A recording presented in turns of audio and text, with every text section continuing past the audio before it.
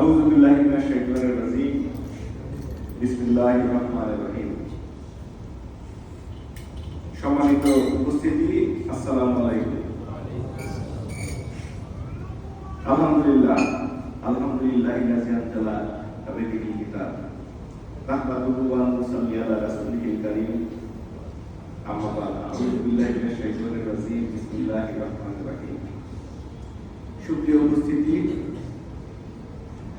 আমি হয়তো দূরে বসবাস করার কারণে মসজিদ কমিটির সভাপতি হিসাবে আমার পূর্ণাঙ্গ দায়িত্ব পালন করতে সক্ষম হইনি। সে কারণের জন্য আজকের এই জুম্মার দিনে পবিত্র রমজান মাসের মাঝামাঝি সময় অতিক্রান্ত হওয়ার পরে চিন্তা করলাম যে আপনাদের সাথে দুটি কথা বলব।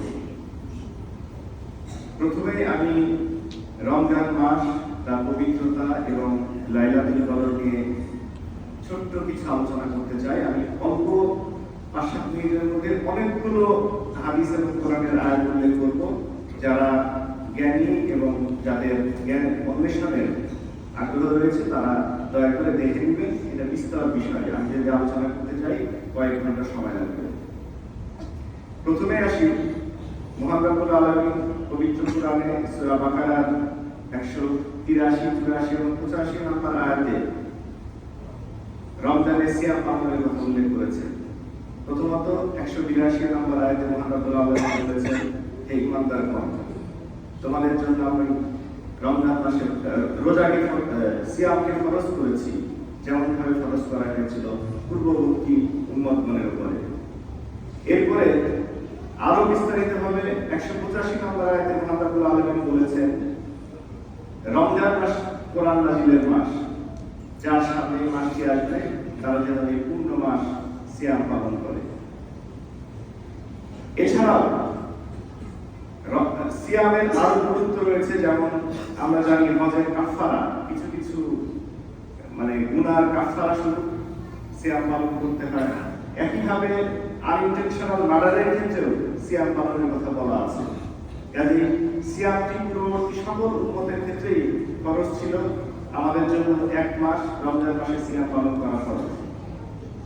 আবার আমরা এটিও জানি যে পবিত্র কোরআন এই মাসে নাযিল হয়েছে, ইন্না আনজালনাহু ফি লাইলাতিল কদর। আমরা জানি সূরা কদরের মধ্যে মহান রব্বুল আলামিন বলেছেন, নিশ্চয় এই কোরআন নাযিল হয়েছে এবং যেই রাত্রে সেই রাত লাইলাতুল কদর এবং এই সমস্ত মাস নামে ভক্ত। সুতরাং আমরা জানি আমাদের সামনে লাইলাতুল কদর চলে আসছে। এই ব্যাপারে আমি 2-1টি হাদিস উল্লেখ করব, যাতে লাইলাতুল কদর নিয়ে অনেকের মধ্যে অনেক সন্দেহ এবং সংশয় বিদ্যমান থাকে। যেমন একটি হাদিস সবচেয়ে বিস্তৃত, যেখানে ইবনে মাসউদ রাদিয়াল্লাহু তাআলা আনহুকে জিজ্ঞাসা করা হলো, আব্দুল্লাহ ইবনে মাসউদ রাদিয়াল্লাহু তাআলা আনহু, আপনারা সকলেই জানেন এই সাহাবীর নাম। তাকে বলা হলো যে লাইলাতুল কদর কবে? তিনি উত্তর দিলেন, কেউ যদি বছরের সবগুলো রাত যাপন করে তাহলে সে লাইলাতুল কদর পাবে। প্রশ্নকর্তা আবারও একই জিনিস উবাই ইবনে কাব রাদিয়াল্লাহু তাআলা আনহুকে জিজ্ঞাসা করলেন। তিনি বললেন, অবশ্যই আব্দুল্লাহ তিনি জানেন যে এটি রমজান মাসে, এবং রমজান মাসে তার ভাষ্য মতে যে রাসূল সাল্লাল্লাহু আলাইহি ওয়াসাল্লাম তিনি নিদর্শন করেছেন যে সকালের সূর্য খুবই মলিন থাকবে এবং তাপ থাকবে না। এই ধরনের কিছু নিদর্শনের ভিত্তিতে তিনি 27শে রমজানকে বলেছেন এবং ঘোষণা করে বলেছেন যে এটি লাইলাতুল কদর। কিন্তু এই হাদিস থেকে লাইলাতুল কদরের পরিপূর্ণ বর্ণনা আমরা পাই না। একদিকে যেমন ইবনে মাসউদ রাদিয়াল্লাহু তাআলা আনহু বলেছেন সারা বছর, অন্যদিকে উবাই ইবনে কাব রাদিয়াল্লাহু তাআলা আনহু বলেছেন 27শে রমজানের কথা। এবার আয়েশা রাদিয়াল্লাহু তাআলা আনহার হাদিসে আসি, রাসূল সাল্লাল্লাহু আলাইহি ওয়াসাল্লাম তিনি ইতিকাফ করেছেন প্রথম 10 দিন, দ্বিতীয় 10 দিন এবং পরবর্তীতে তৃতীয় 10 দিন পালন করার পরে তিনি উল্লেখ করেছেন যে তোমরা শেষ 10 দিনের লাইলাতুল কদরকে অন্বেষণ করো। এই বর্ণনাটি সবচেয়ে বেশি সহিহ এবং সবচেয়ে বেশি সাহাবা কর্তৃক বর্ণিত। আমরা যদি সবগুলো হাদিসকে কম্পাইল করি, মুসলিম শরীফের 2632 থেকে 2648 নম্বর পর্যন্ত এই সবগুলো হাদিসের মধ্যে লাইলাতুল কদরের বর্ণনা রয়েছে এবং এক একটি বর্ণনা মৌলিক। একইভাবে আমরা বুখারী, তিরমিজি এবং আবু দাউদের হাদিসগুলোকে যদি কম্পাইল করে নিয়ে আসি, তাহলে সামারিটা এরকম দাঁড়াবে যে লাইলাতুল কদর রমজান মাসের শেষ 10 দিনে যে কোনো রাতে হতে পারে। এর মধ্যে উল্লেখযোগ্য একটি রাতের কথা বলা হয়েছে। রাসূল সাল্লাল্লাহু আলাইহি ওয়াসাল্লাম বলেছেন যে আমি স্বপ্নে দেখেছি যে আমি নামাজ পড়ছি কাদা এবং পানির মাঝে। সাহাবারা বললেন যে এই রাতটি ছিল হচ্ছে 21 তারিখ রাত। আমরা ফজরের নামাজের পরে দেখেছি রাসূল সাল্লাল্লাহু আলাইহি ওয়াসাল্লামের কপালে কাদা মাখা ছিল এবং সেই রাতে অনেক বৃষ্টি হয়েছিল। আরেকজন সাহাবী বলেছেন সেই রাতটি ছিল 23 তারিখ রাত। একজন সাহাবীর বর্ণনাতে এসেছে লাইলাতুল কদরকে সন্ধান করতে হবে। রাসূল সাল্লাল্লাহু আলাইহি ওয়াসাল্লাম বলেছেন তোমরা শেষ দশকের বেজোড় রাত্রিতে লাইলাতুল কদরকে অনুসন্ধান করো। আরেকটি খুবই গুরুত্বপূর্ণ হাদিস আছে অনেকগুলো সাহাবীর বর্ণনায় যে তারা একসাথে স্বপ্ন দেখলেন যে আমরা রমজান মাসের শেষ 7 দিনের মধ্যে লাইলাতুল কদর আছে, এই মর্মে স্বপ্ন দেখেছি। এবং রাসূল সাল্লাল্লাহু আলাইহি ওয়াসাল্লামকে জিজ্ঞাসা করার পরে তিনি বললেন অনেকগুলো সাহাবীর স্বপ্ন একসাথে, আশা করি এটি সত্য এবং আমিও সেটা মনে করি। সুতরাং সেই ক্ষেত্রে আসলো শেষের 7 দিন। এবার আসি বৈজ্ঞানিক বাস্তবতায়। যদি আমরা 21 তারিখে কল্পনা করি তাহলে সেই দিন কিন্তু সৌদি আরব বা মক্কায় 22 তারিখ হতে পারে। সুতরাং আমরা লাইলাতুল কদর যেটা ইন্না আনজালনাহু ফি লাইলাতুল কদর, লাইলাতুল কদর খায়রুম মিন আলফি শাহর, আমরা যদি এই কোরআনের আয়াতগুলোকে লক্ষ্য করি তাহলে হাজার মাসের চেয়ে শ্রেষ্ঠ একটি রাত, সেই রাত্রে আমরা খুব সহজে পেয়ে যাব এমনটি ভাবার কোনো কারণ হতে পারে না। অবশ্যই সেটা সস্তা নয়। সুতরাং আমাদেরকে লাইলাতুল কদর পেতে হলে 10টি রাতের প্রত্যেকটি রাতে আমাদের অনুসন্ধান করতে হবে, সেটা 20, 21 থেকে শুরু করে 29 তারিখ রাত পর্যন্ত। এখানে শর্টকাট করার কোনো উপায় নেই। আমরা যদি শুধু 27 তারিখের ভরসায় থাকি আমরা নাও পেতে পারি। একইভাবে বেজোড় রাতের ভরসায় থাকলে সেটাও নাও পেতে পারি, কারণ বেজোড় এবং জোড় নির্ভর করে স্থানকাল এবং স্থানকাল ভেদে ডিফারেন্স হয়। চন্দ্র পৃথিবীর এক প্রান্তে উঠে 1 তারিখে, আরেক প্রান্তে আরেক তারিখে ওঠে। সুতরাং সেটিও আমাদের আরেকটি বিষয়। আরেকটি উল্লেখযোগ্য বিষয় আমি উল্লেখ করবো, যদি এটা রমজানের প্রথমে বলা উচিত ছিল, সেটা হচ্ছে আমাদের সালাতুত তারাবি নিয়ে। সালাতুত তারাবির ব্যাপারটা হচ্ছে এটা হাদিস শরীফে ঠিক একই ভাষায় আসে। কেমন লাইন বলতেই আমরা আসলে রাতে নামাজ পড়েছি এবং তারই একটা অংশ এটি। রমজান মাসে স্পেশাল আলাদা করে নামাজ রাসূল সাল্লাল্লাহু আলাইহি ওয়াসাল্লাম করেছেন। এই মর্মে 3টা দিনের হাদিস আছে যে তিনি পরপর 3 দিন সন্ধ্যা রাতে নামাজ পড়ছিলেন এবং সেটা দীর্ঘতা ক্রমান্বয়ে বৃদ্ধি পেয়েছে। প্রথম দিন রাতের 1/3, দ্বিতীয় দিন মধ্যরাত এবং তৃতীয় দিন রাতের শেষ ভাগ পর্যন্ত তিনি সালাত আদায় করেছেন। এবং এরপরের দিন মুসল্লিরা পুরো মসজিদ ভর্তি হয়ে গিয়েছে কিন্তু তিনি আসেন নাই, এই ভয়ে যে সালাতটি ফরজ হয়ে যেতে পারে। মুয়াত্তা ইমাম মালিকের আমি পরপর 3টি হাদিস উল্লেখ করব এই তারাবি বা কিয়ামুল লাইল নিয়ে। একই চ্যাপ্টারে পরপর 3টি হাদিস, এবং 3টি হাদিস শুনলে আমরা স্পষ্ট হয়ে যাব আসলে আমাদের রাকাত সংখ্যা কত। ইমাম মালিক রাহমাতুল্লাহ আলাইহি তার মুয়াত্তা গ্রন্থে উল্লেখ করেছেন, প্রথমত হচ্ছে যে এই রাতে ওমর রাদিয়াল্লাহু আনহু যে সময় নামাজ ফরজ হওয়ার আর কোনো সংখ্যা নেই, তখন তিনি একদিন মসজিদের পাশ দিয়ে হাঁটছিলেন। রাবি যিনি বর্ণনা করেছেন তিনি ছিলেন একজন তাবেঈ। তিনি বলছেন ওমর ইবনে খাত্তাব রাদিয়াল্লাহু আনহু মসজিদের পাশ দিয়ে হেঁটে যাচ্ছিলেন, তিনি দেখলেন মানুষ বিক্ষিপ্তভাবে নামাজ পড়ছে সন্ধ্যা রাতে। তিনি তখন উবাই ইবনে কাব রাদিয়াল্লাহু আনহুর আন্ডারে সকলকে এক করলেন এবং তিনি বললেন যে তোমরা একসাথে নামাজ পড়ো। পরের দিন তিনি আবার দেখতে গেলেন এবং তিনি দেখলেন যে সবাই সুশৃঙ্খলভাবে নামাজ পড়ছেন একসাথে উবাই ইবনে কাব রাদিয়াল্লাহু আনহুর পেছনে। তিনি বললেন যে অবশ্যই এটা একটা উত্তম আবিষ্কার করলাম, কিন্তু একই সাথে তিনি এটিও বলেছেন যে আমি এই ব্যক্তিদের অন্তর্ভুক্ত হতে চাই না, আমি যখন এরা ঘুমাবে সেই সময় আমি নামাজ পড়ব। তার মানে হচ্ছে শেষ রাতকে তিনি বাছাই করে নিয়েছেন।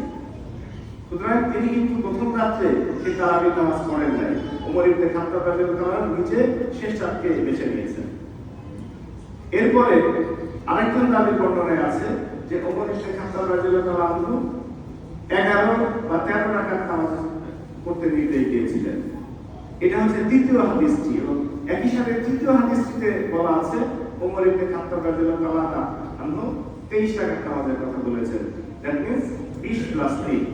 সুতরাং এই নামাজের রাকাত সংখ্যা নিয়ে আমরা কোনো বিতর্ক করব না, কারণ আমরা জানি কিয়ামুল লাইল সম্পর্কে সহিহ বেশ কিছু হাদিস আছে, যেটা আয়েশা রাদিয়াল্লাহু আনহা এবং ইবনে আব্বাস রাদিয়াল্লাহু আনহু বর্ণনায় যে হাদিসগুলো আছে সেখানে 8, 11 বা 13 রাকাতের কথা বলা আছে। অন্যদিকে আমরা হানাফি মাযহাবের অনুসারীরা 20 রাকাত আমাদের ক্ষেত্রে আমরা প্রেফার করি। আবার অনেক মাযহাবে 36 রাকাত আছে, আবার আহলে হাদিসের ভাইরা 8 রাকাতে স্ট্রিক্ট থাকে। আবার 8 রাকাত পরে আমরা প্রথম রাত্রে, আবার পরবর্তীতে আমরা তাহাজ্জুদের অতিরিক্ত নামাজ পড়ছি। এখানে 20 রাকাত পড়ছি, আবার সকালে 8 রাকাত 10 রাকাত যে যার সামর্থ্য মতো নামাজ পড়ছি। সুতরাং এখানে আসলে রাকাত সংখ্যা ইম্পর্টেন্ট না, ইম্পর্টেন্ট হচ্ছে টাইমিং। মিনিমাম আমরা রাতের 1/3 নামাজ পড়ার চেষ্টা করবো, দ্যাট মিন্স 3 থেকে 4 ঘন্টা।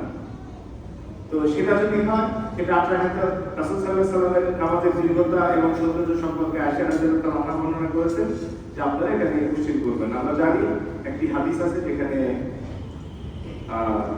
একজন সাহাবী রাসূলের পিছনে নামাজ পড়ছিলেন এবং সেই সময় তিনি 2 রাকাত নামাজ শুরু করলেন সূরা ফাতিহা পরে সূরা বাকারা পরে সূরা নিসা এবং পরবর্তীতে সূরা আল-ইমরান পড়লেন। এবং সাহাবী বর্ণনা করছিলেন যে আমাকে এমন একটা সময় এসেছিল যখন মনে হচ্ছিল আমি পিছন থেকে দৌড়ে পালিয়ে যাব, কিন্তু পরবর্তীতে আমি দাঁড়িয়ে থাকি। সুতরাং আপনারা কল্পনা করতে পারেন যে রাসূল সাল্লাল্লাহু আলাইহি ওয়াসাল্লামের 1 রাকাত সালাত কোরআনের 5 পারা সমন্বয়ে গঠিত ছিল। সুতরাং কি পরিমাণ দীর্ঘতা এবং একনিষ্ঠতার সাথে তিনি নামাজ পড়েছেন। সুতরাং রাসূলের 8 রাকাত আর আমাদের 800 রাকাত নামাজ এক ধরনের হতে পারে। এটাই সেই বিষয়টা আমরা আমাদের দৃষ্টিতে রাখবো এবং আমরা কল্পনা করবো। একই সাথে আমরা অবশ্যই চেষ্টা করব সামনের লাইলাতুল কদর 20 তারিখের পর থেকে আমরা প্রতিটি রাতকে নিশ্চিতভাবে এটার পেছনে ব্যবহার করব। এরপরে ছোট্ট একটা বিষয়, সেটা হচ্ছে যে ইফতার এবং মানুষকে দান খয়রাতের ফজিলত সবকিছুই রমজান মাসে অনেক কিছু বেড়ে যায়। একটা ইফতার করার সওয়াব একটা সিয়াম পালনের সওয়াবের সমান। অন্যদিকে মহান রব্বুল আলামিন বলেছেন সবচেয়ে সহিহ যে হাদিস, অনেকগুলো হাদিস আছে, সবচেয়ে সহিহ যেটা সেটা আমি বর্ণনা করছি যে রমজানের ফজিলত এবং এই সিয়ামের ফজিলত মহান রব্বুল আলামিন নিজ হাতে দান করবেন। অন্য সকল আমলের সওয়াব 7 থেকে 700 পর্যন্ত মহান রব্বুল আলামিন বৃদ্ধি করেন, কিন্তু সিয়ামে একমাত্র ইবাদত যেটা পুরস্কার মহান রব নিজে দিবেন। এবং আপনারা সকলেই জানেন যে জান্নাতে রায়্যান নামের একটি দরজা রয়েছে, যেটা দিয়ে শুধুমাত্র সিয়াম পালনকারীরাই প্রবেশ করতে পারবে। আমি সংক্ষেপে কিছু জিনিস আপনাদের চিন্তা চেতনা বিকাশের জন্য শুধুমাত্র আমি উল্লেখ করলাম। একই সাথে আরেকটি গুরুত্বপূর্ণ বিষয় উল্লেখ না করলেই নয়। মহান রব্বুল আলামিন সূরা বাকারা 182 নম্বর আয়াতে বলেছেন যে হে ইমানদারগণ, আমি তোমাদের জন্য সিয়ামকে ফরজ করেছি, যেমন খরচ করেছিলাম তোমাদের পূর্ববর্তী মানের উপরে, যেন তোমরা মুত্তাকি হতে পারো। এই মুত্তাকি ব্যাখ্যাটা এসেছে সূরা তালাকের 3 নম্বর আয়াতে। যারা মুত্তাকি, যারা আল্লাহকে ভয় করে, আল্লাহ তাদের জন্য যথেষ্ট। আমরা জানি সূরা আল ইমরানের মধ্যে রয়েছে হাসবুনাল্লাহু ওয়া নি'মাল ওয়াকিল, আমার জন্য আল্লাহই যথেষ্ট, তিনি উত্তম তত্ত্বাবধানকারী। সুতরাং আমরা সর্বক্ষেত্রে মহান রব্বুল আলামিনের উপর আস্থা এবং বিশ্বাস রাখবো। একই সাথে আমি আজকে দাঁড়িয়েছি মসজিদ কমিটির সভাপতি হিসাবে। আমি বিশ্বাস করতে চাই মহান রব্বুল আলামিন কোরআনে বলেছেন কুল্লিল্লাহুম্মা মালিকাল মুলকি তুতিল মুলকা মান তাশা। আপনারা জানেন সূরা আল ইমরানের 26 নম্বর আয়াতে আল্লাহ বলেছেন তিনি যাকে খুশি রাজত্ব দান করেন, যার কাছ থেকে খুশি রাজত্ব বেড়ে নেন, যাকে খুশি সম্মানিত করেন, যাকে খুশি অপমানিত করেন, সকল কল্যাণ তারই হাতে নিহিত। সুতরাং কেউ কোনো নেতৃত্ব চেয়ে নিজ ইচ্ছায় নিবে এমনটা ইসলাম কামনা করে না। এটি হচ্ছে সম্পূর্ণভাবে মহান রব্বুল আলামিনের তরফ থেকে আসে। আমি এই দায়িত্বভার নিয়েছি, আমি আমার নিজের ইচ্ছায় নিয়ে নাই। আমি এখানে আমার পদাধিকার বলে ইস্টার্ন হাউজিং এর এখানকার দায়িত্ববান অফিসার হিসাবে রাষ্ট্রীয় নিয়মে যেটা গেজেটে আছে মুতাওয়াল্লির প্রতিনিধি হিসাবে আমি এখানে দায়িত্বভার নিতে বাধ্য হয়েছি বিবাদমান একাধিক গ্রুপকে নিয়ন্ত্রণ করার জন্য বা তাদেরকে বিরত রাখার জন্য। আপনারা সকলে জানেন যে আজ থেকে 4-5 মাস আগে একটা অপ্রীতিকর ঘটনা তৈরি হয়েছিল মসজিদ কমিটি নিয়ে। যে বিবাদের মীমাংসা করার জন্য আমি এটা দায়িত্বটা নিতে বাধ্য হয়েছি এবং সেটা আমি বলেছিলাম যে খুব স্বল্প সময়ের জন্য খুব শীঘ্রই আমি দায়িত্বটা আমাদের কোনো একজন সহসভাপতির নিকট এটা হস্তান্তর করবো। একই সাথে আরেকটা জিনিস আমি মুসল্লিদের কাছে স্পষ্ট করতে চাই, পূর্ববর্তী কমিটি যারা ছিলেন তারা সকলে অত্যন্ত ভালো কাজ করেছেন এবং এই মসজিদের স্ট্রাকচার তৈরি থেকে শুরু করে ব্যবস্থাপনার ক্ষেত্রে উন্নত মানের তাদের কাজের পরিধি তারা প্রদর্শন করেছেন। কিন্তু দুঃখজনক হলো সত্য যে আমরা কিন্তু পূর্ববর্তী কমিটির কাছ থেকে কোনো ধরনের কোনো অর্থ পাই নাই। আমাদের ব্যাংক শূন্য অবস্থায় আমরা শুরু করেছি এবং ইনশাআল্লাহ যে কারণের জন্য আপনাদেরকে আমরা অনুরোধ করবো যে আপনারা উদার হস্তে মসজিদের জন্য দান করুন, যাতে আমরা মসজিদকে সুন্দরভাবে গঠন করতে পারি এবং এখানে একটা আমাদের আত্মদানের মধ্যে একটা মানে মানুষের চোখে দৃষ্টিনন্দন একটি মসজিদ আমরা সবাইকে উপহার দিতে পারি। একই সাথে আমরা মহিলাদের আমাদের ব্যবস্থার ব্যাপারে আমি মসজিদ কমিটির বাকি সদস্যদের সাথে কথা বলবো এবং আমি অনুরোধ করবো এখানে যারা ইমাম, মুয়াজ্জিন এবং খতিব রয়েছেন তারা যখন বয়ান করবেন কোরআন এবং হাদিসের আলোকে কথা বলবেন, আমি যেভাবে প্রত্যেকটা কথা রেফারেন্স দিয়েছি আশা করবো তারাও প্রত্যেকটা বর্ণনার ক্ষেত্রে বয়ানের ক্ষেত্রে তারা স্পষ্ট কোরআন এবং হাদিসের রেফারেন্স দিয়ে তাদের বক্তব্য উল্লেখ করবেন। এই কামনা রেখেই আমি আমার বক্তব্য শেষ করছি এবং আপনাদের সকলের সুস্বাস্থ্য এবং উত্তরোত্তর মঙ্গল এবং তাকওয়া বৃদ্ধির দোয়া করে আমি আমার বক্তব্য শেষ করছি। আল্লাহ আমাদের সকলকে হেফাজত করুন এবং আমাদের